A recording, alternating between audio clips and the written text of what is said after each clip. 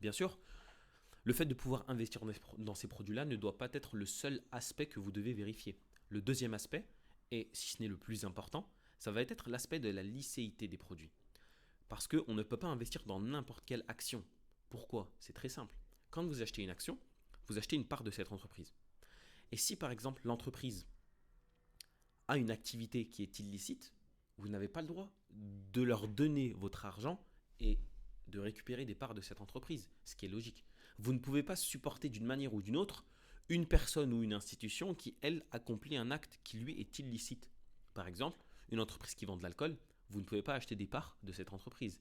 Une entreprise qui vend du porc, vous ne pouvez pas aller acheter une part de cette entreprise, ce qui est logique en soi. Mais bien entendu, il y a différents critères. Vous vous en doutez, vous ne pourrez pas aller regarder tous les critères et en tout cas aller confirmer tous les critères des entreprises vous-même, sauf si vous avez des connaissances en finance d'entreprise qui sont très poussées. Et donc, on a des alternatives qui vont nous permettre de répondre à ce besoin-là et donc de savoir assez rapidement quelles sont les actions d'entreprise qui sont licites ou non et dans lesquelles on peut investir. Je vais vous mettre bien entendu tous les outils en description, mais un des outils que vous pouvez utiliser, c'est Moussafa. Moussafa, c'est un outil qui va vous permettre de savoir quel est le statut quel est le statut d'une entreprise vis-à-vis de la licéité. Et vous avez aussi un degré de conformité allant de 1 à 5 étoiles.